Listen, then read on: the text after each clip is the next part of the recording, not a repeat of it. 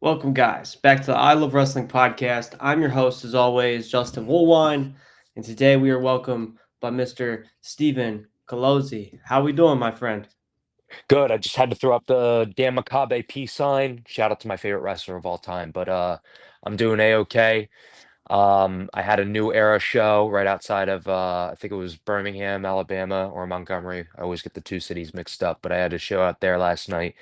Got back here at 6 in the morning and running on 400 milligrams of caffeine and a lot of anger towards the good guys of wrestling. So other than that, can't complain. So how are you, my friend? I'm doing great. I'm excited. Also a little tired, but that's just life. Uh, Excited to have you. I've heard a lot of good things, especially from Matt from the Throwdown. Just shout out to Matt, great Yeah, guy. indeed. Shout out to Matt. Um, Brought you towards me, and now we're here, and I'm glad to have you.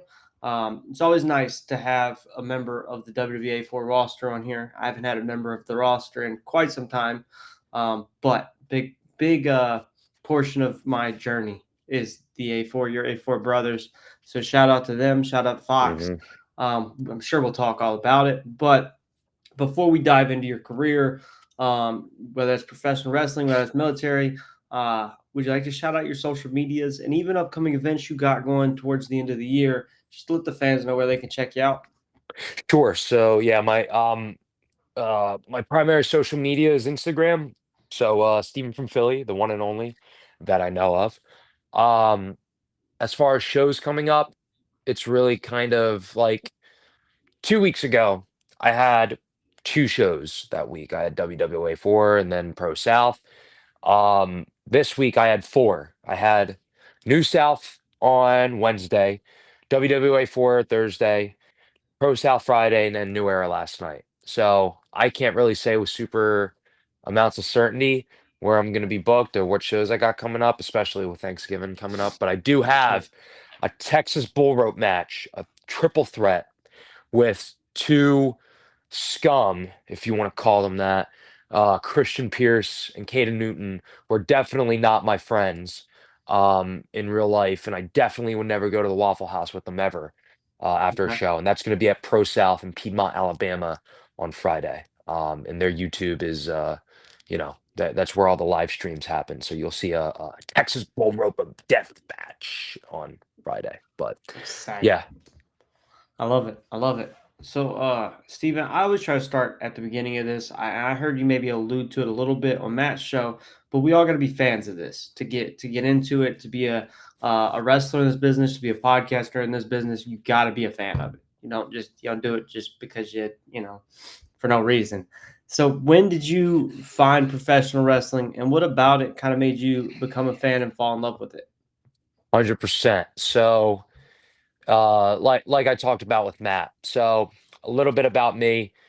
Growing up, uh, I somewhere in this bookshelf is Mox's book, and I read that on a flight one time, and I remember really resonating with it because Mox had a pretty rough childhood growing up, and I nothing extraordinarily bad happened, but I also don't want to get too much into it because it's a whole rabbit hole and it requires like a whole tier list of stuff that feeds into my, to really set the stage. But the important things to know is that I grew up, just kind of at one point my mom and I were homeless, so we were kind of bouncing around, I guess her friends' houses and everything like that, just sleeping on couches, sleeping in spare bedrooms, whatever.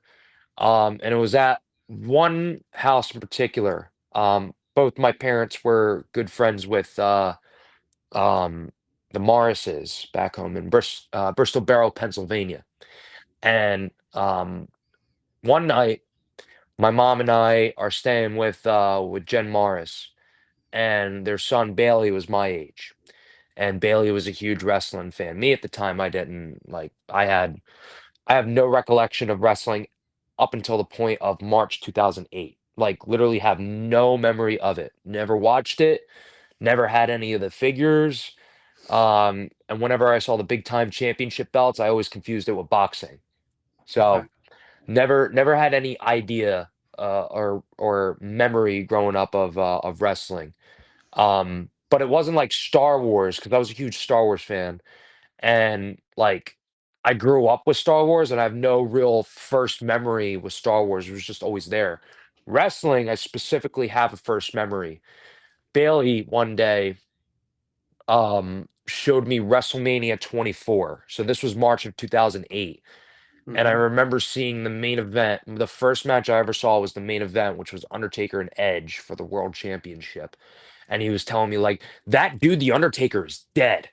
And I'm like, excuse me? And, being me being 8 years old at the time, um, like, I believed it hook, line, and sinker that that guy I was seeing on the television was dead, and that's, like, unlike any cartoon or anything on the news or any sort of movie like that, like, an actual dead guy is in this fighting ring, and he's fighting this other rocker-looking dude, for a championship belt, and they were just beating the hell out of each other, like, that was a really good match, and I'm really happy that that was my first exposure to wrestling because, like, anytime you go back, especially on like Undertaker streak recollections or anything like that, um, the match with Edge is always in like usually the top 10, sometimes even in the top Definitely. 5. Yeah, and I agree. That was an exceptional match. And then just from there, I was like, well, I have to see this dead guy because that's really cool. Um, so I kept going on and I started watching every week. I was watching Raw, SmackDown, and ECW on Tuesdays when that was still a thing. I quickly started getting all the belts, all the figure. Well, I couldn't afford. My buddy Dakota got like he had like all the undisputed. Like he had the undisputed. He had the Smoking Skull. He had the Attitude Era belt. He had the John Cena Spinner Spinner U.S. title. title. Yeah, Okay. Okay. um, all sick, and we used to like beat each other up over it. At one point, I lived across the street from a bunch of batting cages. And me, my buddies Dakota and Sean, we were in like third grade. We went over and we had a Hell in a Cell match while they were in there, like dudes were in there teeing off, practicing for baseball, and we're just beating each other up in there. And I gave them like a double choke slam. Great times. But yeah, I madly fell in love with it. And then I madly fell out of love with it, right around the Nexus angle. I remember I was starting to like get, I was like 10, I think, at the time. I was starting to get more into like Call of Duty and Halo, so that was starting to take up more of my attention. Um, then it was right around the second brand split where I started watching again, because that's where I think, for the first time in years, things started to get a little bit more interesting. It was right around when Goldberg came back and they did the Okay. Survivor Series match with Brock. Um, 2014. yeah, somewhere around there. And I started because at first it was like little increments. Like I watched The Undertaker come back in 20, I think it was 2015 when he did that Okay. story with Brock Lesnar. And for the Yep. first time, Undertaker wasn't just working Mania. He was actually at pay-per-views. Hmm. So I thought that was really cool, really interesting, a cool spin on things. Plus, I was a huge Taker fan growing up, so of course I had to watch that. And again, like the second brand split happened, and I was kind of really into that. And then AEW, so like there was like anybody else, there's peaks and valleys and everything like that. Um, so that's where my story with how I started watching wrestling came in. I don't want to go out there and say I'm the biggest fan ever, like even when I was a kid, I kept it pretty balanced with things like Star Wars and Ninja Turtles and Avatar: The Last Airbender. Um, just off the top of my head. But I was a pretty devout fan at that, obviously, all these years later, and here I am doing the same thing that I saw on TV. So, you know. Who would you say were like some of your favorites, your biggest inspirations on television when you was a child? So obviously a big Undertaker fan, and it was actually Undertaker who inspired me to go back and watch wrestling because I didn't just start watching wrestling and then just carry on from March 2008 onward. I remember when not even Blockbuster, it was Hollywood Video, and that was still a thing. Yep. My mom would take me there and we would go rent. movies, whatever it was, right? And when I started getting into wrestling, I started going to the wrestling section, and one of them was Undertaker 15 and 0. So, it was like, and it wasn't even like it was a DVD, it was like a little, single disc DVD thing, and it didn't even have like, it wasn't even the full match. It was just like a highlight reel of every single match he had done, so, great marketing on WWE's part. But I watched that and like, because it went all the way back to his first match with Jimmy Snuka, and then every single one through there, especially the banger with Giant Gonzalez. Um, That was the best one. oh yeah, for sure, 100%. Yeah, like 10 out of 10 stars. Like watch it every day. But I watched that, and then I started watching more like DVDs, and then at one point, like I'd visit my grandma pretty frequently, and she had like on demand, and WWE had like the 24/7 before the network um with Comcast. So then I started going back and I rewatched like every episode of the Attitude Era of both Raw and Nitro. Um so I say all that just because like Undertaker inspired me to actually get in more into wrestling. Plus if you watch his matches back, like him as a worker, I think he's really everybody remembers the gimmick, but his actual in-ring work is something like it's very, at certain points, it's very simple, especially as a heel, um, which I like, especially if it's a match that I'm with somebody brand new and I don't really know their style and I can't feel them out.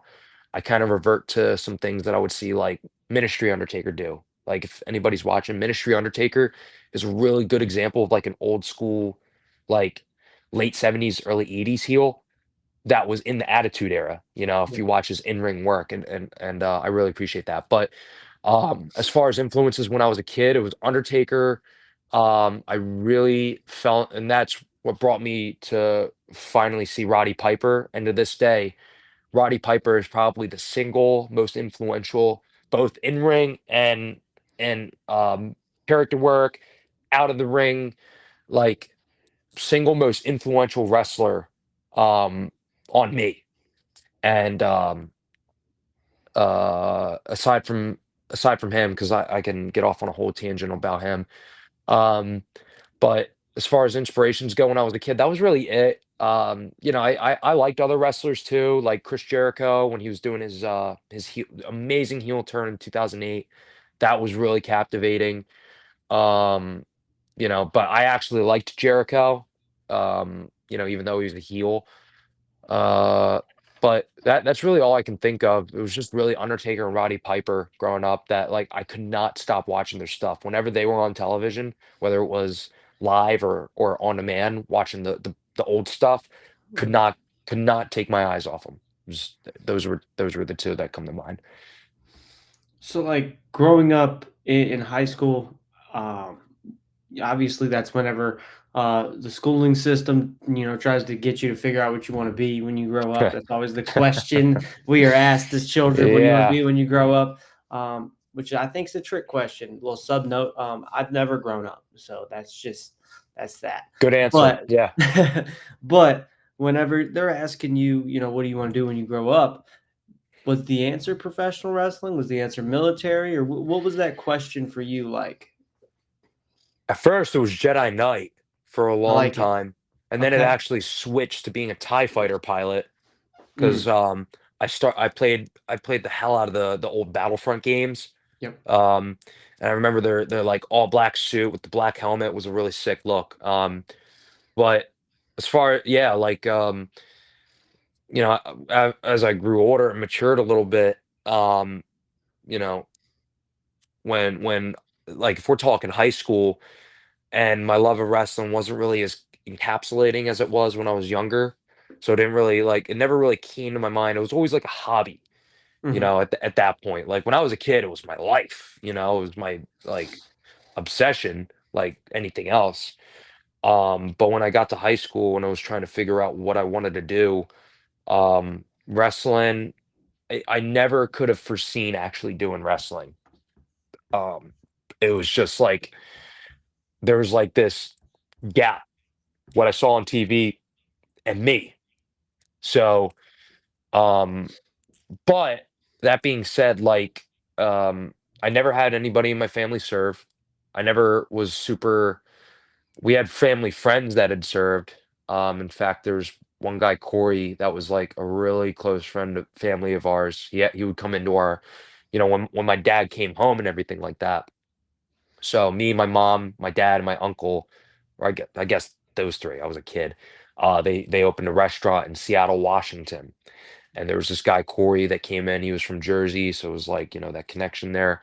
He had served in Afghanistan, and he had actually given me, which I wish I kept. He'd given me his combat action badge, and that was like when I first, because you get that from enemy sees you start shooting at you, you shoot back, and you can put two and two together from there what that would look like. But I saw that and I had like a really surreal moment. Um, and again, I wish I kept it, but I just didn't. But for a while that was in the back of my mind. And I talked about wrestling and Star Wars and all this other stuff, but also too growing up the whole time, we were at war. Like literally before I could even remember, we had always been in Afghanistan, we were in Iraq, and whether or not you want to argue about whether those two wars were justified, certainly a lot of debate about it. Um, when I was in high school and they were asking me what did I wanted to do, everybody else was like, oh, sports medicine, or not to like downplay anybody else, but um, I was like, there's nothing I really want to particularly study, but I want to go and serve. I want to go and fight, you know. Um, so there's a mixture of reasons why I felt that way. Again, the actual badge being in my hand was one of them. Us being at war, and I felt like it was the right thing to do. I felt like it was a noble thing to do at the time. All those things together kind of led me to being like, yeah, like wrestling's cool, but I want to be a soldier. That's what I wanted to. That's what I wanted to be. So When did you take the steps towards actively pursuing military? sure. So in high school, I wanted to actually go to West Point, and I actually got pretty far in the process. I had gotten um, because in order to go to West Point, in addition to having good grades and getting a good SAT score, you have to be physically fit. Like they make you do a PT test. You have to be a leader. You have to be like literally perfect in everything that you do. You have to be a leader in this club. You have to be a leader in that club. You have to be a leader in sports, and you have to cure cancers, end world hunger, broker peace deals between warring nations. You have to be just perfect, and they'll still even reject you. But I'd gotten pretty far.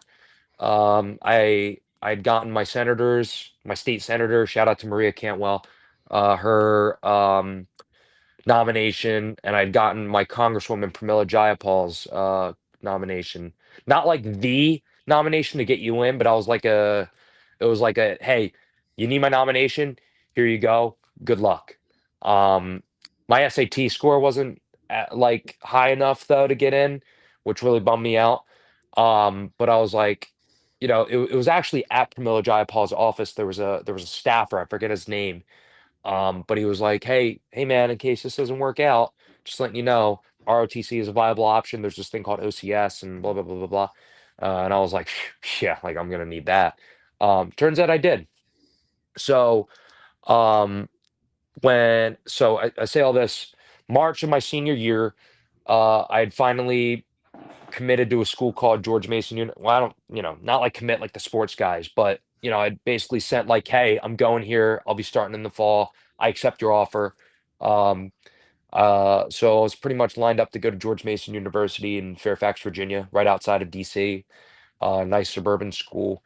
Um, and I had applied for an ROTC scholarship, and that's when I did the Dobmer thing that we were talking about before the call started.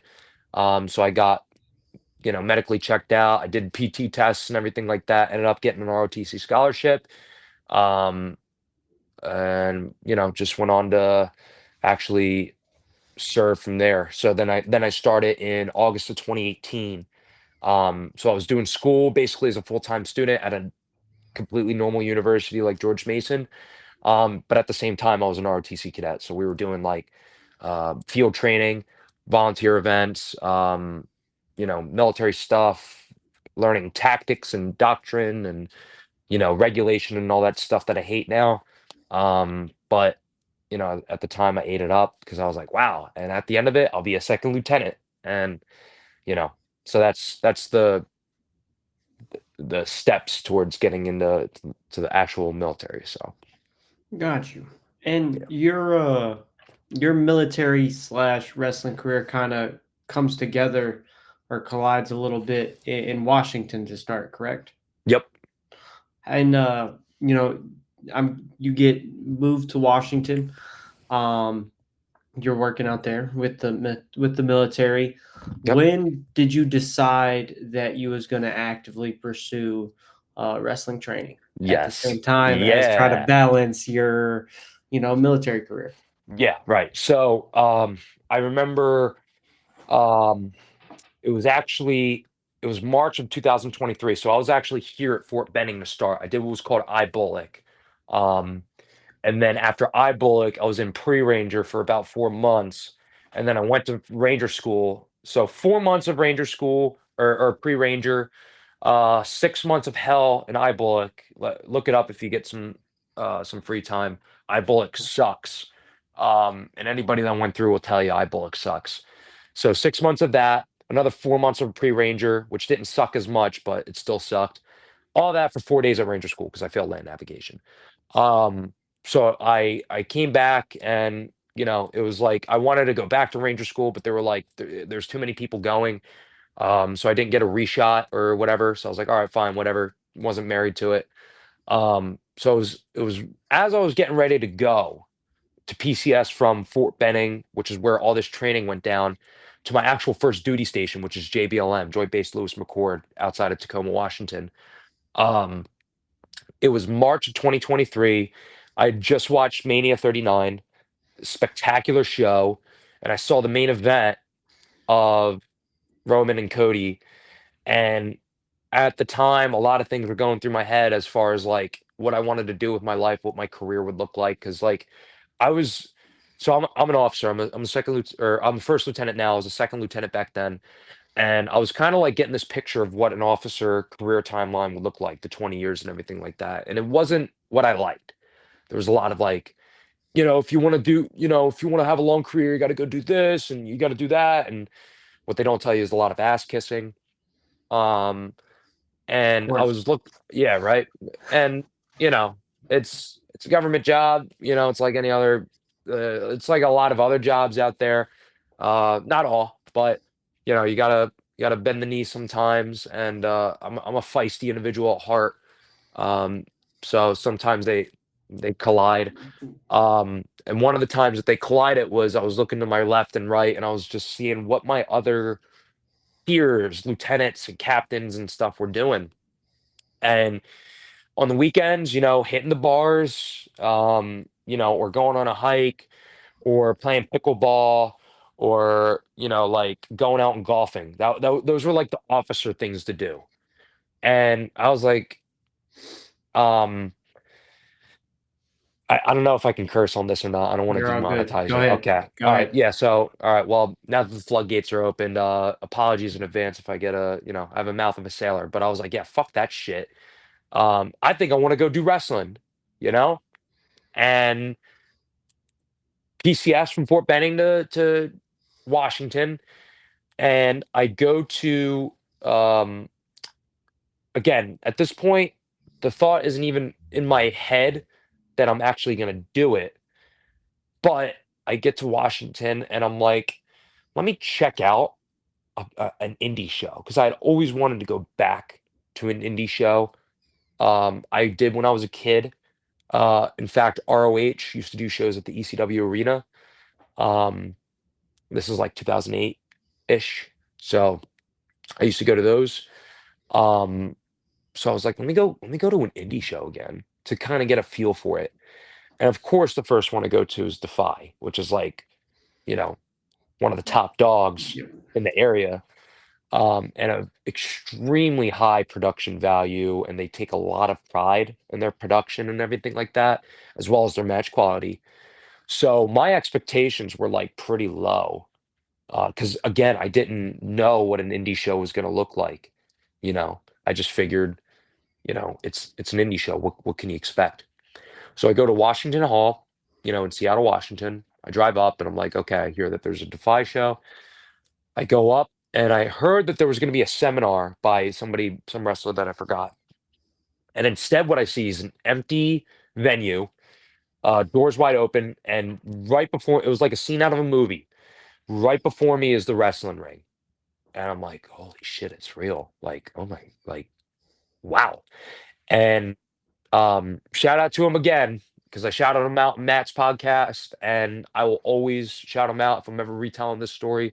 There's a guy at Defy named Anthony D'Amico, and he's their ring team leader, and he's known as the Defy Bandana guy. He's not actually a worker, but he takes a lot of pride in that company, and he's been with them for a while. But he's in charge of their ring crew, the setup and tear down and everything like that. No idea who this dude is.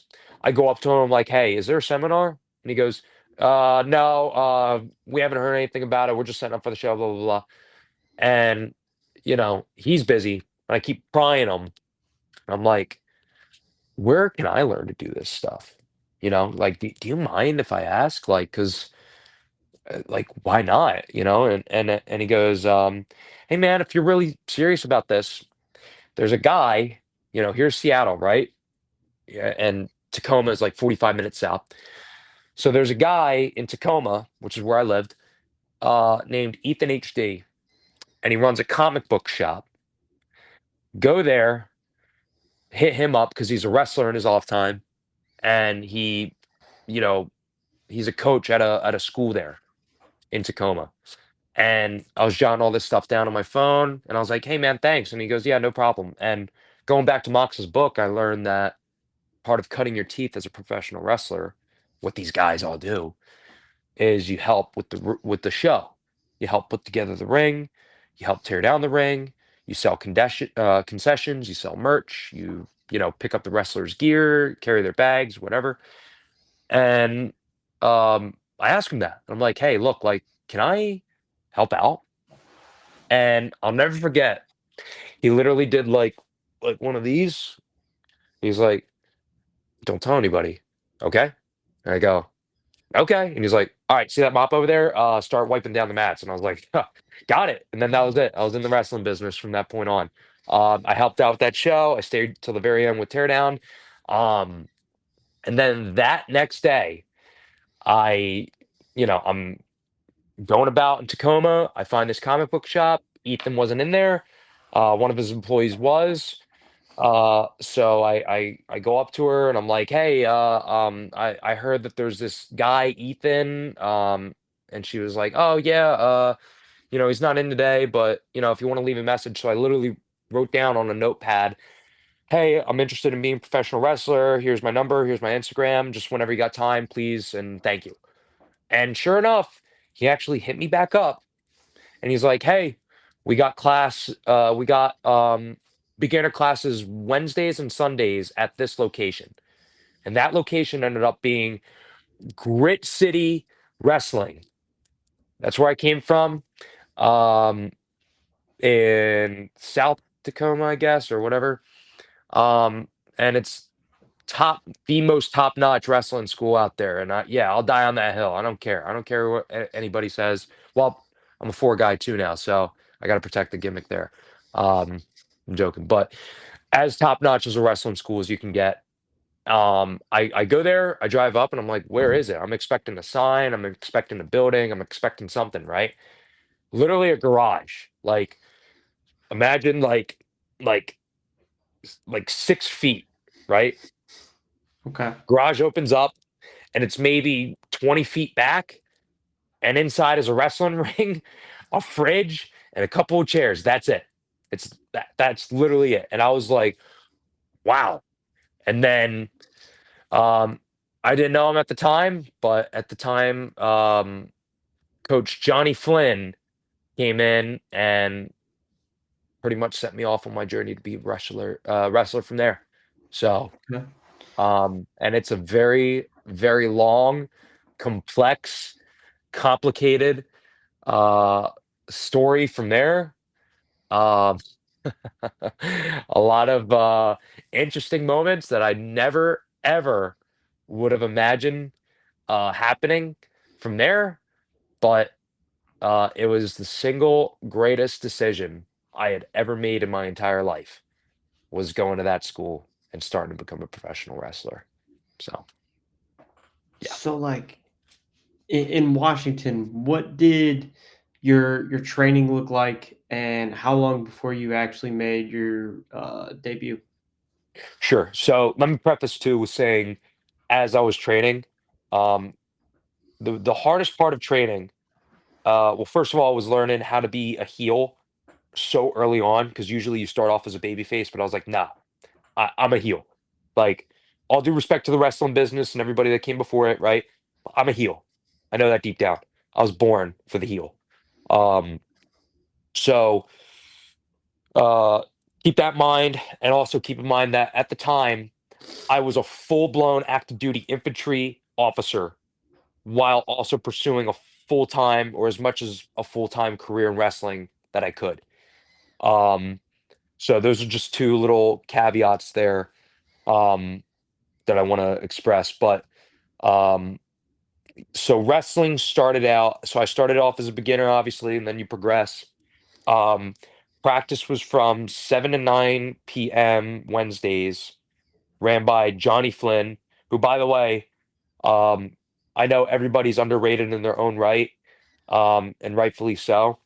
But shout out to Johnny Flynn. Not only is he my coach and mentor and yada yada yada, but if you ever watch any one of his matches, and you should see it live, because YouTube doesn't do it justice, but he is by far the most the cleanest, smoothest worker still to this day, and he stands out in my mind.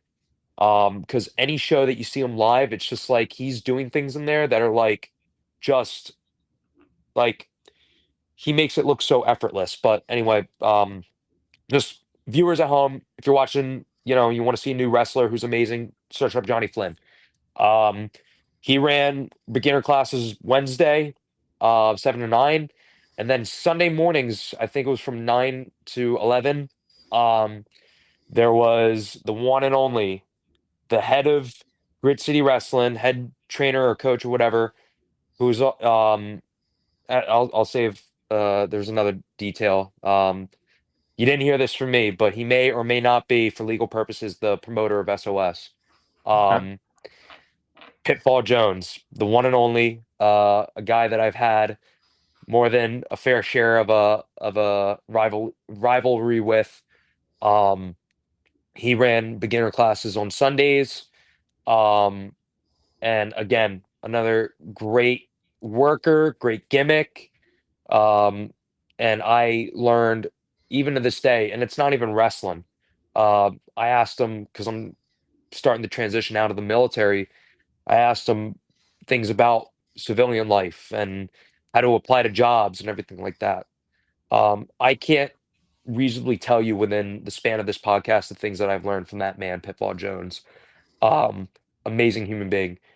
So those two in tandem ran the beginner classes Wednesdays and Sunday mornings. And I say the Sunday morning was one because anybody that went to the Sunday morning classes, they knew how rad they were. Um, but they stopped doing them. They're kind of sort of doing them now. They're more of a workout class now. But that beginner class got moved from Sunday mornings to Tuesday nights from 7 to 9. Ethan, who is like the most athletic human being I've ever seen. And anybody, I don't want to get glazing on my coaches too much, but same thing goes to Ethan HD, like incredible worker, and his reputation speaks for itself. So, and a lot of people out here in the southern area, I guess, have heard of Ethan HD. So that's what you need to know about Ethan. That's how good he is. He ran the advanced classes Monday. and Thursdays from 7 to 9 p.m. And all three of them, plus there was Kikyo, shout out to her, another great mentor of mine. All three of them, and Kikyo was kind of like an assistant coach, would like intermingle. They would teach, maybe Pitfall might teach Monday, Johnny Flynn might teach an advanced class here. Um, so that's what actual training looked like. And I say all that because at a certain point, probably the hardest thing I've ever done in my life was simultaneously being an infantry platoon leader, uh, and active duty, and being a wrestler, training 4 days a week straight, Monday through Thursday. If there and SOS ran shows Fridays, once a month. So sometimes I would be doing wrestling literally 5 days a week. And then if we were going up to like CPW or Reactivate or DOA down in Portland or whatever show, all up and down, from BC down to Portland, I would be doing those on the weekend. So some weeks it would be 4 days a week where it was just training, no shows. Other weeks it was literally 7 days. All 7 days were committed to wrestling. Okay. So that's what training kind of looked like, and coming up. And my God, was it difficult? Just learning everything. Sometimes it felt like I was drinking through a fire hose. Um, again, especially with because from the first moment that I stepped in the ring, I knew that I wanted to be a heel. And at the time, you think, okay, how hard can it be? You're the bad guy, whatever. But the dynamics being heel, spoiler alert, the more experienced guy is usually the heel, and the new up and comer, fresh trainee is usually the baby face. And that is designed in a way because the heel usually outline, and I say usually, it varies. Like last night, I was a heel. The guy I was working, Bubba Cagle, shout out to him, he's awesome. He was a face. Bubba was way more experienced than me. So Bubba kind of directed things, he kind of, planned the thing out, and we collaborated and everything. So it varies, but generally speaking, heel, more experience, babyface, less experience. And if I wanted to be a heel and I was serious about this thing, I had to learn to do the heel parts. Um, I felt like at a more accelerated rate, and I really had to pay attention. I really had to learn it. I really had to watch more matches. Um, Not more than my peers, but I had to pay attention to certain things more because it was like, all right, you want to be a heel, baby's got to learn. You really got to pay attention to this thing and make it work. Otherwise, it's gonna fail. Um, so that was hard. There were a lot of hard things with coming up practice, but working anywhere between 4 to 7 days a week of professional wrestling, uh, I can't speak to how I can't put into words just how interesting it got at times. But um, yeah. What did your excuse me, what was going through your mind both before and after your debut match? Um, so I had three different debuts, I like to Okay. think of it. So um as a like altogether, my first ever debut, like my first time ever stepping foot in a wrestling ring, as a participant in a match was at Bumper Mania 2024, biggest show of the year, at least that I can think of in Washington. It's literally right underneath the Space Needle. It's part of a festival, a 2-day festival called Bumper Shoot. It happens every year. It's a big, huge music festival. 2024 was headlined by Cypress Hill. This past year was headlined by Weezer. And then they have all the like little smaller indie shows and everything like that, independent artists and everything. And it's kind of designed that way. But um, Pitfall got it to where Grit City, our wrestling school, put on a show at Bumper Shoot in front of thousands of people. Um, so, but it was weird because I was part of a Rumble at 2024 Bumper Shoot, and that was my first time ever wrestling. in front of people. But there were a couple dudes in there that I could really put my trust in. One of them being Elliot Tyler, if he's watching this at all. Um, he was super like Pitfall literally said, go up with him and plan it out. And he was super cool and he took good care of me. So I wasn't really nervous in that one. My second one, quote unquote, was actually debuting like to where I got the bless off from my coaches to be like, all right, you can start working shows. And that was in November of 2024. At It was a show called Overboard. It was SOS Pro Wrestling's yearly Rumble show. And me, Skylar Hope, and Dante Smythe were all part of a faction. And me and Skylar, who trained together, um, made our debuts. And we were heels, and we were part of the faction and everything. And that was my first time on IWTV. That was my first time doing SOS as a performer in the ring. Um, the nerves on that one weren't super high, uh, because our parts relative like we were basically like doing the dirty work for our stable leader Dante. And we were just again in with such incredible talent. Like Funny Bone was in it. He actually chopped me up. Like that was a fun moment. I had a lot of like experienced people in that ring that I could rely on, and I knew the spots weren't going to get lost. The only thing was just like remembering all of it up here. So I don't remember the nerves being particularly high. I just remember it was having a great time. Some of my buddies in the army came out to see it. It was a packed show, and we were involved in the finish, so that was super cool. Um, but my third debut was my actual singles debut was January. And let me preface with saying I got the bless off to start working back in November of 2024. January, I was booked for my first singles match in front of a paying crowd, Okay. and and me and Matt actually watched the match back, and it was with one of my best friends, a guy that I also train with, Patrick Tully, who I've sung his praises enough, but exceptional worker, exceptional human being. I wouldn't have rather have done my first match with anybody else. Amazing guy, and everybody loves him for a reason. So I had my first match with him at a show called CPW. I think it was an 8-minute match, and I was healing it up. And the nerves before I stepped out were undescribable because that time it was different. It wasn't me being a part of a rumble. It wasn't me being part of a bigger storyline. It wasn't, anything like super like storyline driven or it wasn't even anything like, you know, I don't want to use the term overbooked, but like storyline over the in-ring stuff. Yeah. This time the in-ring stuff was the priority.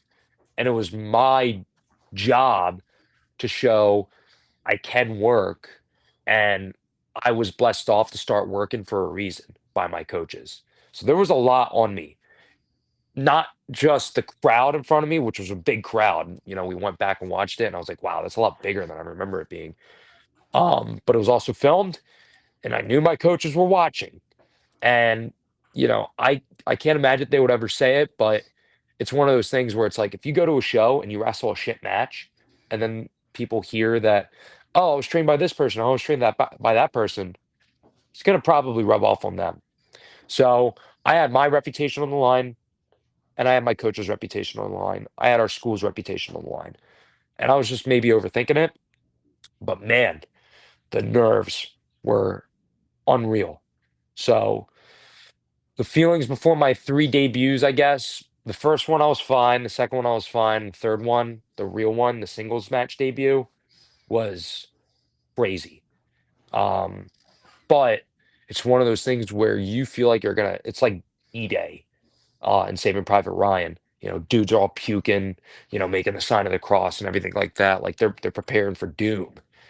But then you step out and your music hits and you go out before the crowd and you feel the energy and you get into character and you got the adrenaline pumping. There's no feeling like it out there at all. And that was one of those instances. So, um, yeah. So like We kind of touched on it off air, and then you discussed it a little bit in Matt's about how you're just kind of getting your feet wet in the waters in Washington, and then the military decides to move you from Washington to Georgia. Um, how do you think that impacted your journey at the time? And now looking at it, how could you compare your training you got in on the West Coast as to with AR Fox now on the East Coast? Sure. Well, let me preface with saying, like, you know, mentally speaking, all jokes aside, mentally speaking, it was by far the hardest thing I ever had to do was um, knowing that. Because so what happened was, so again, I'm an active duty officer, and uh, when I was done with being what's called a platoon leader, um, I had requested that I move from infantry to military intelligence, which is where I wanted to go originally. But you know, ended up going to infantry. But um, if I stay in and I make captain, which would happen in June, is when I promote. That's when I would officially become a military intelligence officer. It's a weird system, but um, I finally got a military intelligence job, and I was super happy with it. I was doing great, and I was doing that for about altogether 9 months, right? And it was super workable with wrestling. You know, my Captain Sills, my superior, the battalion S2, he was awesome. He loved the fact that I did wrestling. Um, you know, all my army buddies loved it. Come February of this year, I had heard from what was called HRC, an army system, that I gotten placed into what's called a JOBA, or a junior officer broadening assignment. And it's basically where, for second or first lieutenants, like, you have your time on the line, which is an actual unit. So in my case, I was with the second infantry division. You have your actual, like if we go to war tomorrow, we're going, like, one of those units. So I have that time, and then most officers have what's also called a broadening assignment, which is where they pull you back from the line and they put you in, recruiting, or in my case, basic training unit, or you help run an ROTC program somewhere, or something, something away from typical duties associated with being on the line. I didn't want to go into the Jova. I was happy doing wrestling. I was happy with the job that I had, but they put me in it anyway because, numbers and everything like that. So there was literally nothing I could do about it. And I tried to fight every which way, all up and down the chain of command. I was not interviewing, I had a meeting with a Fulberg colonel, my brigade commander, which I'm down here, he's all the way up here. And I literally told him, "Sir, I don't want to do this." Like, and I gave him every reason why. And I was like, "What can I do to get out of this?" And he was like, "Nothing." I was like, "Okay." So, moving away from Washington, saying goodbye for now, at least, to all my wrestling friends, to the opportunities that I had, even the consistent training, because I lived like 5 minutes away from the school. Um, and amongst other things, wrestling, my friends outside of wrestling, uh, my girlfriend at the time, we had to split, because, like, I didn't want to bring her here because, we were still like fresh in our relationship, and this place low key, like at Fort Benning, low key kind of sucks. And I didn't want to do that to her because there's literally nothing here. Um, and just I grew up in Seattle for a while, for a good chunk of my life, and I had friends from high school over there, and it was where I loved, and blah blah blah. So I say all that because the one glimmer of hope that I had was WWA 4, and um, everybody and their mother was recommending AR Fox. Um, he was probably the biggest name aside from the Nightmare Factory in regards to like training. So I'll say this. I went into WWA 4 knowing that, because I had already had about God, I want to say like 15-ish, somewhere in that ballpark matches already. Um, so I went in confident already, and some of those matches, like I don't mean to brag, some of those matches were really, really good. Um, Kudos more to the people that I was in the ring with. Um, but I went in confident already, but I was still a trainee in my heart, and I still think I am to this day. Um, and I went up to WWA 4, 2 hours away from where I live, and I went in there on a random day, and ever since they took me in like family. So that's good at least. Um, but I explained all that because like it's hard for me to train as consistently as I did with Grit City because I live 2 hours south of WWA 4. I live 2 hours south of anything. Like anytime I want to go to a show up in Alabama, 2 hours. Anytime I want to go to a show up in Atlanta, 2 hours. Anytime I want to go to North Florida for a show, 2 hours, 3 hours, right? Nowhere around here at all. Nothing in Columbus, Georgia. So anytime I want to go up and train at WWA 4, it's like, you know, uh, up to like 8 hour commitment of the day. And then I get back super late and then it's like I got work. Um, so I like it's hard because I don't train at the 4 as much as I would like to. Believe me, if I lived in Atlanta, I would be there 5 days a week if I could. Um, but I will say this: Fox is, you know, to the viewers at home, you might know AR Fox from AEW. And he's a tremendous high flyer. Every single one of his matches are super cool looking, right? He's an amazing in-ring talent. He is also an exceptional coach and mentor. And admittedly, I'm not like I would like to say like I'm pretty close with him, but some of these people that are at the 4, he's literally like their older brother. Like he watched them grow up in the 4 and now they're working and now they're going everywhere, right? And Fox, more so than any other uh coach I've seen, has like um like a big brother mentorship down to a T.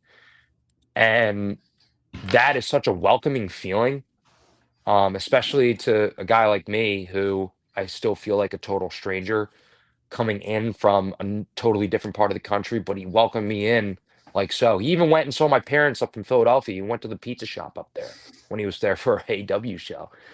Cool dude. That's cool. Um, right. So I've talked with Fox a lot and I've learned so much from him as far as him. Like the thing that stands out to me, one of the things is the health bars. And you talk to anybody at the 4, they'll tell you about the health bars. Like, like you're the baby face or, even, right? Then you go down a little bit and then the cutoff and now they're down here, but they're still right here. Like really, really concise system that he uses. Um, but there's more things like I learned a lot about what draws people around here, because different places are going to draw differently. Yep. Like methods that I would use when I was in Seattle to draw people to a crowd. Like I was a big proponent of guerrilla marketing, like duct taping signs to street lamps and with my Instagram and QR codes and everything like that. Um, Atlanta, maybe for me personally, because I live so far away, but it's more of just like word of mouth, but a really loyal, committed fan base. Because we get people that come to the WWA 4 every single week. And they've been doing it like Gary Lynch. He's been going there for like well over a decade, I think, and maybe even longer than that. I don't know, but he's been going for a long time. Um, but he taught me like, that the fans out here like and are crazy loyal. They're willing to not that it wasn't like that in Seattle too, but like here it's something that I learned was the loyalty of the fans. And if you strike enough of impression with them, they will come and see you live if they can whenever they can. Um, and I learned that from him, but God, what else did I learn? I learned a lot of in-ring stuff. Fox is a great in-ring worker. I learned a lot of I can't tell you which matches off the top of my head, but there are a couple WWA 4 match, obviously, but also like Pro South or um, maybe some things that I did in the DWA or uh whatever, New Era. There are a couple sequences that I do in these matches that I learned from Fox. One of them is like building it around like mid heat, like knee this and get a second knee in, and then I don't know. I'll have to watch back my match with Sean Lamar King about that, but I threw that match. That's one. It's one off the top of my head where it's like I learned a specific sequence from him. Um, but really, but yeah, like Fox to me, I say all that because what I learned under Fox was more of just like how to hone my craft because I already knew the basics. I Hmm. knew I knew the international, I knew chaining, I knew like the outline of a match, shine, cut off heat, hope, heat, comeback, finish, right? Knew all of that already. Um, Fox helped me a lot in refining what I did because I had fundamentals down, but they were relatively basic, bare bone, you know. So I was still new.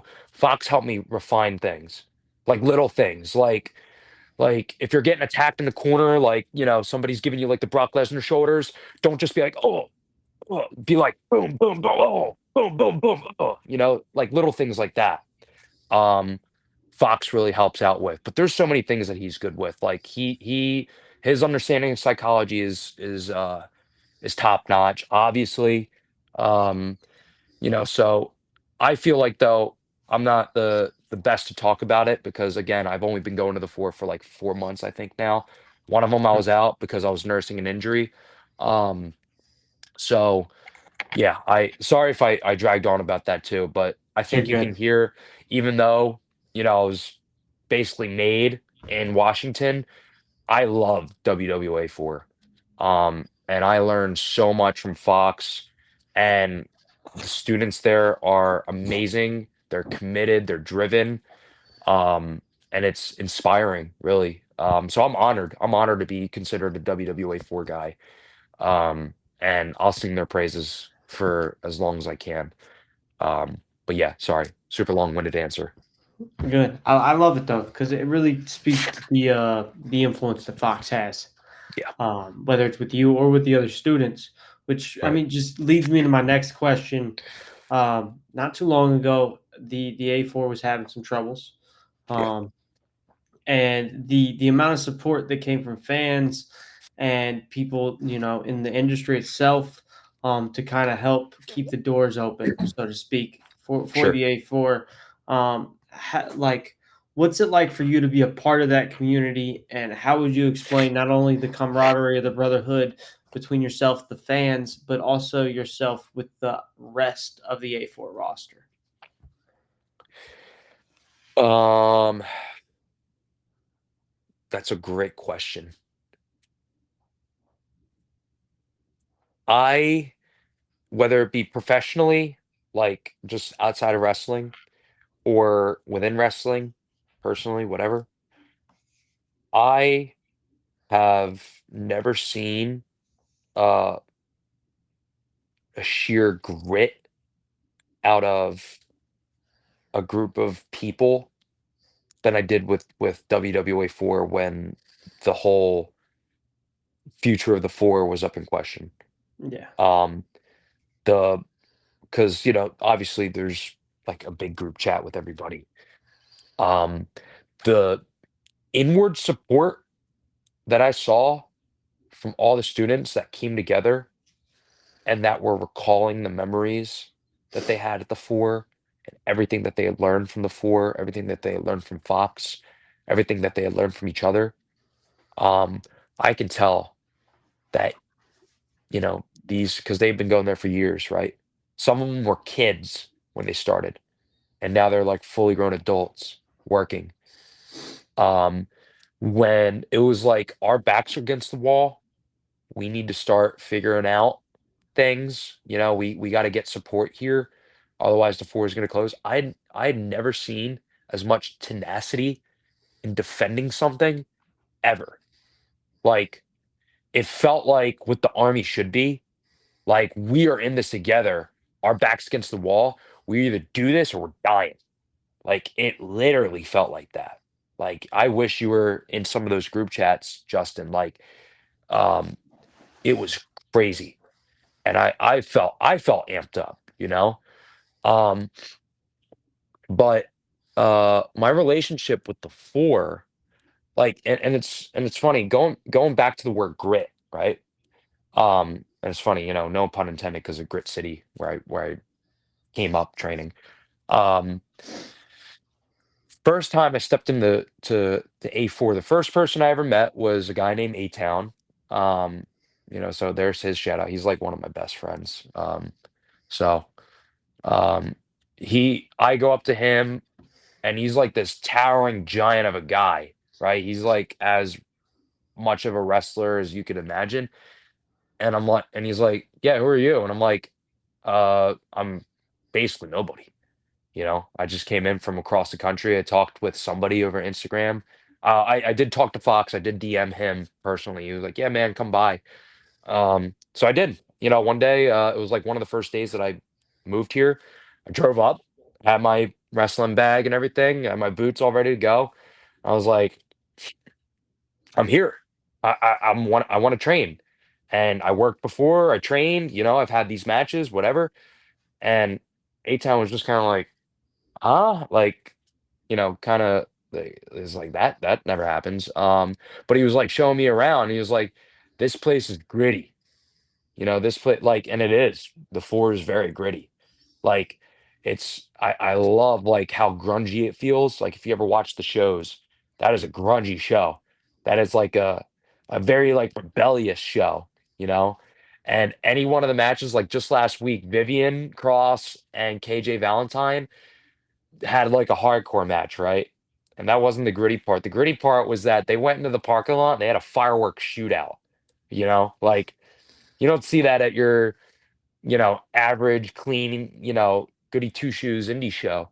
Like that is some real grit, some real grunginess right there. And I love it. I loved it. I fell in love with the four from the second I stepped foot in there, and I saw, how like it felt so guerrilla, it felt like it just feels like anti-establishment, like we're here, right? Like shit like that. But that same feeling was representative of the people that were in the four, and that I now call my friends. And there's no experience more telling of that than when the four was possibly going to shut down, because they didn't back down. There was never there's another school up north. Maybe there's a school like, no, it's like we're gonna raise money for the four. We're gonna keep the four open, or we're gonna die trying. And I was like, holy shit, like, that is awesome.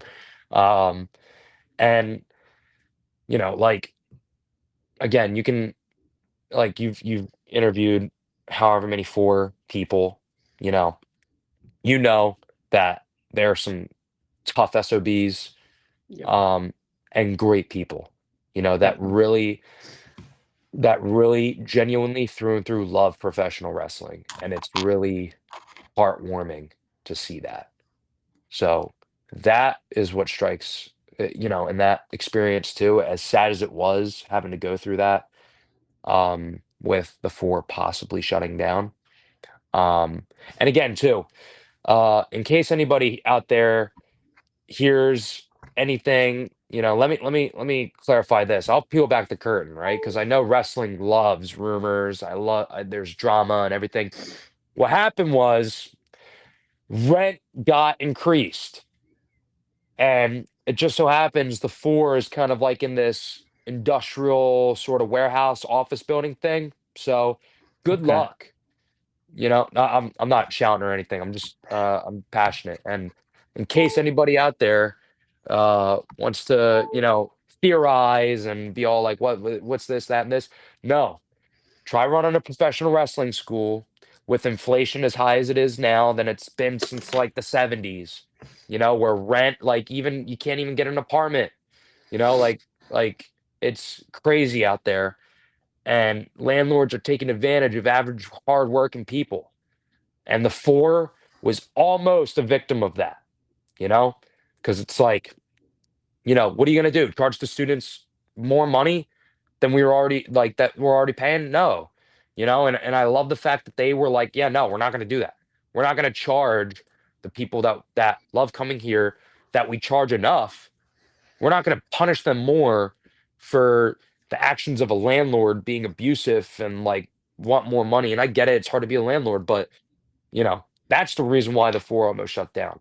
So, you know, it's a classic example of real life trying to fuck with our ability to do what we love, you know? And we got lucky. We got lucky, but it wasn't also luck. It was also the work and the round the clock vigilantness of people who were truly committed to something that they loved and that they believed in. And that was everybody at the four believing in the four. And that's why the four is still open. So, but yeah, I love it. Thank you for yeah, clearing the air on that. I mean, oh, of course. I know there wasn't. I didn't see a lot of speculation, but there was some speculation online Yeah, of about course. what it was, and It's wrestling, blaming dude. who it's wrestling. So, Yeah, like, yeah, thank you for that explanation. Thank you for of clearing course. the air. Because I mean, you spoke. I've had over 10 students. I don't know Hmm. the exact number. I've had over 10 students on the program, and everybody always speaks not only to the value of having Fox around and have Fox teach you guys, but also just to, I mean, for a lot of those guys, it's the only place that they felt at home. Like Yes. you spoke briefly earlier about having a rough childhood. I've had a Hmm. rough childhood. A lot of them guys have also Yeah. had rough upbringings. And like Yes. the A4 has been a place of solidarity that they can go, and it's like a shield away from the outside world where they can just go in there and get in the ring and learn, about the sport, professional wrestling, and not have to worry about, where they're going to sleep afterwards or where they're going to eat afterwards because they just can go there and worry about wrestling. You And nailed it. You nailed it. it's perfect. It's perfect place, Yes. and I'm glad that. I mean, the money was raised really quick. Shout out to everybody who supported the A4. Indeed. Indeed. It's a Shout out. great fan base and a great family more than anything. I think fan Yes. base is a lax term for what is going on with you guys at the four. It's a family. Yeah. Family is a very thrown around word, it's a buzzword, whatever, but family is the closest thing that I have to describe what the WWA 4 is. Um, because you have a group of people that love something more than themselves, Mhm. that being the It's four. And rare. like it is, and you nailed it perfectly. Like I'm not gonna I'm not gonna name people Mm. because it's their business, but there are certainly people who struggle in their off time that come to the fore, you know? And it's like none of that is real. You have people from all walks of life, and I'm one of them that because I struggle with having to be here, in Fort Benning. It sucks here because there's literally like anybody that's been through Fort Benning will tell you there's nothing to do here in Columbus. Um, Wrestling, like it was when I was an 8-year-old child, wrestling is now an escape for me. Not only is it a somewhat of a profession, but it's also still you know, that life outside of life, you know, that it is for me as much as it is for everybody else. Because yeah, it takes 2 hours for me to get up to the four, but there's a reason why I do it sometimes up to 3 times a week whenever I get lucky.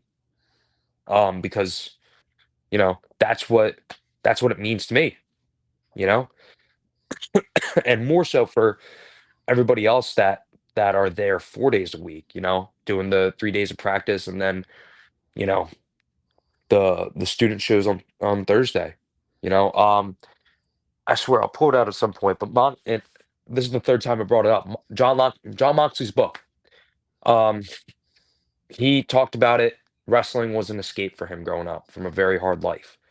Um, and uh, I love the poetry in that the thing that became his escape in his childhood um became his reality as an adult, and that's what the four and professional wrestling as a whole is going to be for all these other people, me included, and I love that. Like it's very heartwarming in a world of unheartwarming things. So yeah, I also really enjoy at the fort the opportunity to let people live their dreams because there's a yeah, lot of um like there's a lot of older individuals, fathers that are there. Like I mean, I shot King Cole or Rave, like they're in their yeah, 40s or about to be in their 40-year-old gentlemen that just want to do this so they could show their kids that anything's possible. 100%. Those are fun stories that you don't get to hear every day. Like I Yeah, know man. you as a heel, it's probably fun to go out there and whoop on some kid's dad. But like for Yeah, that kid, it's like probably the most important. Like they get to go watch John Cena on Raw, but then also Thursday comes, they get to watch their dad get beat up by Steven. It's fun. It's got to be that's fun. right. Yeah, exactly. And I love putting the beating on those dads too, and making it look easy. Uh, and seeing the kid's reaction. But yeah, everything you just said, and um somebody that comes to mind back home uh is a guy, Jose Papa Prime. Um, Primo Castillo is his ring name. Uh, you know, dude's the most dad guy you'll ever meet, and he's also in the army. He was yeah, we were at JBLM together. Um, so he knows all about how tough it is to be an army guy, active duty, and a wrestler, and on top of it, he's a dad. So there goes that. But he would always bring his family out to our shows, and you got to imagine what it's like for him, and not just him, like you said, like the guys at the fort, but Jose is a really good friend of mine. Um, for him being in the ring and his kids seeing what's on TV is right before them now, but that's my dad in the ring, you know? Like, how insane is that? And I can't even imagine. That's why I'm not even gonna talk about it, because I can't imagine the feeling that Jose must have, and everybody else, to actually be able to experience that. You know, it's really it's humbling in a way. And I'm so happy, whether I'm a heel or whatever, to be a part of that. You know, Definitely. Definitely. yeah, So a couple more questions, then I'll let you sure, go. I also want to know, like we've talked about your military career and your wrestling career separately, sure. kind of sort of for the most part of this. What's it been like for you personally outside of the ring to balance both sides of your life and to try to make them both work together? So let me put it this way. I I said I've been training since May of 2023. That's not 100% true, because from October to April, October 23 to April 24, I had a very irregular schedule. So I was in Thailand, then I was in Yakima, Washington at Yakima Training Center for like 28 straight days. And then I had a full week of platoon operations because I just became a platoon leader at the time. And then we went back to Thailand for a couple months. So that whole stretch, what is that, 6, 7 months, something like that? Wait, Yeah. 6, 7? Um, that whole stretch right there uh, was Army first, wrestling second. And then there were times where wrestling first, Army second, you know? As crazy as it is to sound, I know it sounds like messed up. Like, what? You're putting wrestling before the Army, your service and everything like that. First of all, Army's a very bureaucratic job. It's like any other government job. It's just you wear a uniform um, instead of like a suit and tie. So most of my career, you know, maybe like gun in my hand, shit. That's maybe been like a good 5% of my career. The other 95 has been in a computer desk or in a meeting. Um, so on that though, being a and I'm not trying to shit on the Army either. The Army is a great career. The Army is great. It is filled to the brim with some of the most amazing, great, strong, and selfless people you could ever imagine being a part of. It's also got a lot of terrible people too, but that's a story for another day. The Army being a bureaucratic job is what you make of it, right? And you could either you could either just totally engross yourself in it and with it, all the pitfalls and challenges that come with it, staying every night until 7, 8 o'clock, especially as an officer, staying every single night until 7 to 8 o'clock, making sure the boss seat, like making sure you are there when the boss leaves. Um, and you're just stressing yourself out with meeting this deadline, making sure everything's perfect, making sure that your four broken striker vehicles are somehow operational, you know, making sure that the right font is on your PowerPoint when you brief the battalion commander and everything like that. People like eat themselves, not everybody, but a lot of lieutenants out there eat themselves alive worrying about this stuff, and they make the Army their life because the Army has this thing to where they make you feel like it's all about the Army and you are just another ant in an anthill. And for whatever reason, I just could not do that. And there were times where, as a platoon leader, I was leaving at like 3 o'clock in the afternoon. You know, granted, I had an amazing platoon sergeant that we still talk to each other to this day. That sometimes when it was like, hey, look, I don't have a family, so I don't have to go pick up my kids from school, but I got to go do wrestling. So cover down for me today, and I got you on the flip side. He'd be like, all right.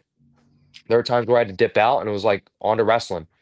Straight from I would show up to SOS shows that I was booked on in uniform, strip out, and then talk to whoever I was working with that night. You know, so the balance of trying to do the military and and wrestling, I'm not gonna pretend that, oh my God, it's so impossible and I'm so awesome because, I made this happen. There are times where it's certainly easy.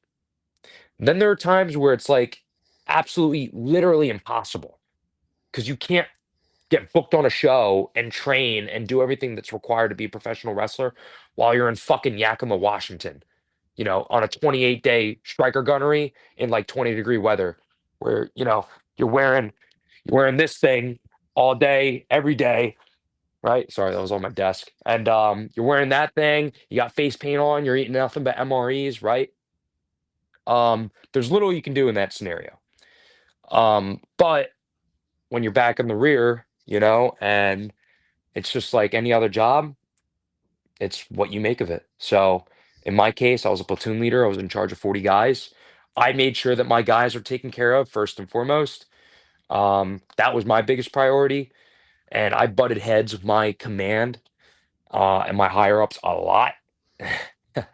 So there's that. But I can look back and I can look myself in the mirror and be like, yeah, I'm glad I did that, because ultimately I can look back, whatever comes of wrestling or the Army, I can look back and say, I balanced the two of those things full time and I was fully committed to both. And that is not an easy thing to do. So, you know, hate to pat myself on the back here. Um, but that's also probably, yeah, to answer your question, that was the most challenging aspect of wrestling in the Army was discerning which one was more important at the moment, you know? Makes So, sense. Makes a lot yeah. of sense. One more question, and then Sure, we'll leave this to be continued, sure. because I'm sure we can definitely do another one of these. But Right um, on, yeah. always planning for the future. But with Right. that said, I'm sure you're planning for the future, and 2026 is looking bright for you, Steven. Do you guys sneak peeks for us? What are some goals? Like where do you want to see your professional wrestling career, go through in 2026? Just let us know what you're thinking. Well, I'll say this, to anybody out there, come at me. That's my goal right there. To but, uh, really my big thing is I have had the fortune and the pleasure and whatever you want to call it to work and learn from some of the most amazing minds that this business has ever produced. It has been my honor to in some way, whether somebody I'm working with is less experienced than me and has been in wrestling a shorter time, or if they've been in for 20 years, and they completely eclipse me in every arena, right? I've learned from those two and everybody else in between every single time I wrestle somebody, and it's a highlight of my life. It is my honor. So, um, in that regard, I don't really have too much of a like. I don't really set goals. Like I set goals in that I would love to work for this promotion, Mhm. or I would love an opportunity. Like for me right now, um, I'd love to start working back in Washington again. That's my biggest goal right now. So we'll have to figure that out at some point. I'd love to work in Philadelphia just to put on a show for my family back home. Um, and honestly, like as far as 2026 goes, I'm just gonna keep playing my hand. I'm gonna keep, reaching out to. I haven't done a great job of reaching out to promoters. Mhm. I'm a little shy in that regard, to be totally honest with you, because I don't want to be all like, hey, it's me. Like there's a way to do it. Yeah, I Um, get it. yeah. So I think that's what's going to be my goal is just trying to make the time, trying to make the most of my time in Georgia. It's also going to be hard because there's a lot that goes into getting out of the military. There's like, I got my checklist and I'm literally having to go through day-long classes um, to fully transition out, which is a good thing. I'm so glad that the Army does that and it takes care of its soldiers because it could easily just be like, fuck off. You want to get out? I knew you weren't built for my army. Like they could have easily done that. But they're taking good care of me. They're taking good care of everybody. But there's a lot. And it's going to be a very busy calendar for me in that regard up until May. So that's going to be taking up a lot of my time, and I guess wrestling is going to have to be built around that. So that's going to be a little bit of my sacrifice.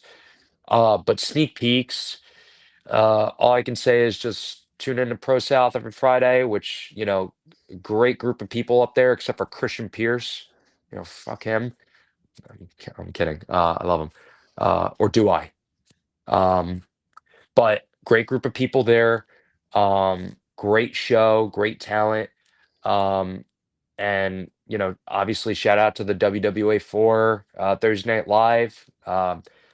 Until God strikes me down with a bolt of lightning, I will continue to go to those shows every single week, and those are a ton of fun. Um, but also, I take things like for example, DWA, run by a guy named Chainmail. You may not have heard of him, because everybody loves him.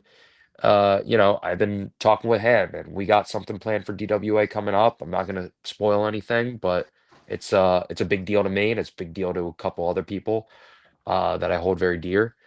But again, something like New Era Wrestling that I was just on last night was literally like, hey Steve, a guy called out. We're you were the first name to come up. Hey, I'm there. I'm on my way. It's like literally, and just now, January 11th, look out for that show. That's all I'll say. Um, so it's that's just how wrestling goes sometimes. So I'm open to it. I'm kind of flying by the seat of my pants, but as long as I kick ass and take names and make people boo the shit out of me, that's really that's the only job I got to do. So Sounds good, Stephen. It seems like you got a good head on your shoulders. I think um, one thing that really intrigues me about you and your career I see going forward is how the military has prepared you for life and maybe gives you a certain edge when it comes to wrestling business because the wrestling business can be gritty, no pun intended.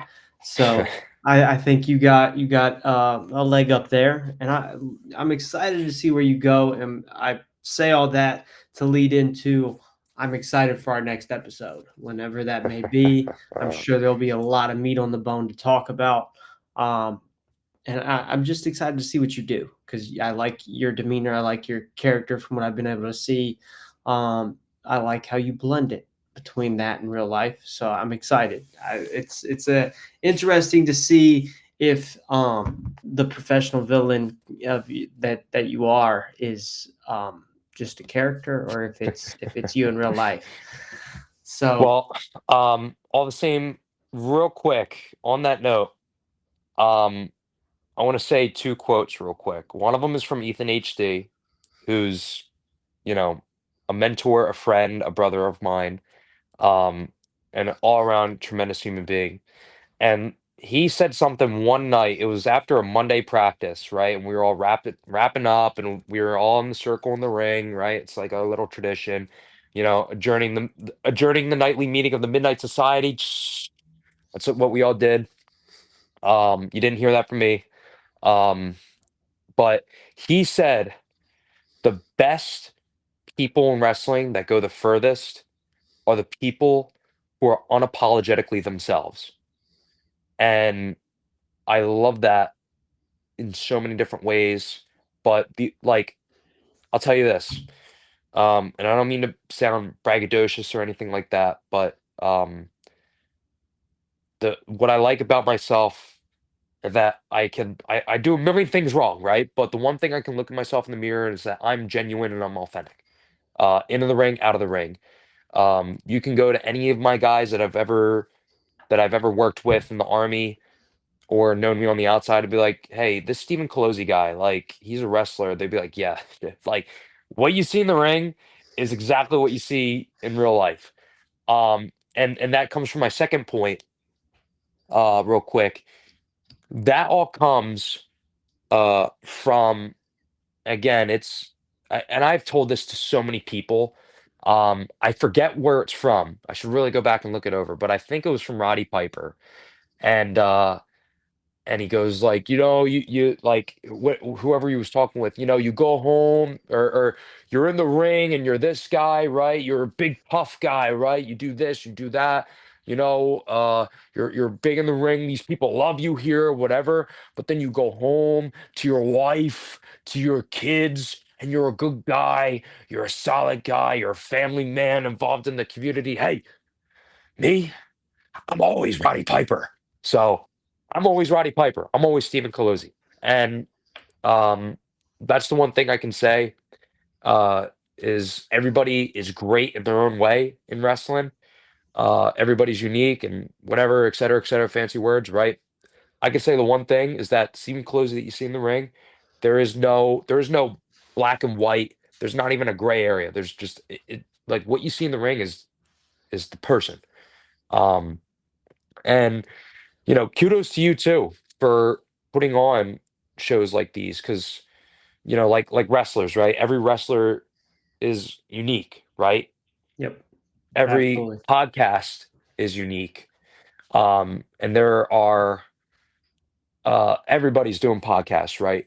But if you stay in the game long enough, it's probably for a reason, right? It is. And I gotta say, the questions that you had were very insightful, and the what you've added to the conversation was um was great, and like Matt too. Matt's great, and I love how and you two share that and how um like you actually thought about genuine unique questions to me, like in my case, I guess, more fitting around me being in the army and everything like that.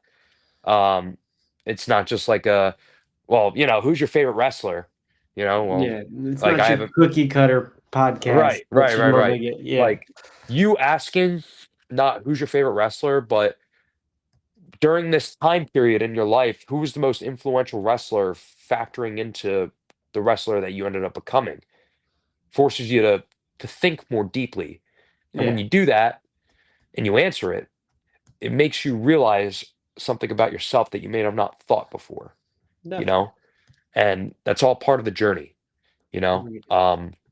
Which speaking of the journey, like whenever it is, that second episode goes down, I have, a lot of questions for you and how something like podcasting has changed you as a person, as a you know, with the people that you relate with your family, and as a wrestling fan, you Okay. know? Like, because 'cause I'm sure you can speak, like, actually talking with people who do this stuff, you know, there's a certain intimacy with it versus, like, just what you see on the ring or what you see Absolutely. on a podcast like Chris Van Vliet or whatever, where they're just talking and, they say their experience and everything like that. Actually talking and learning and gaining insight, and that teaches you about the wrestling business, but about yourself too.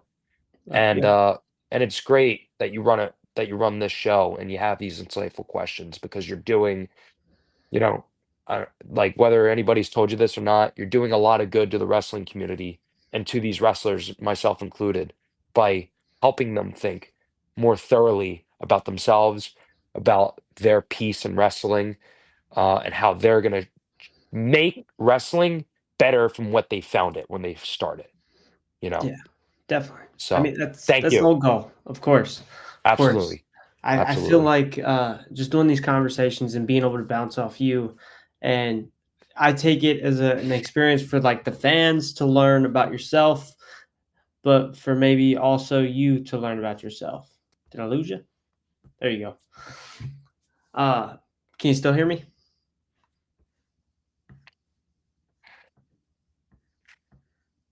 I think I lost him.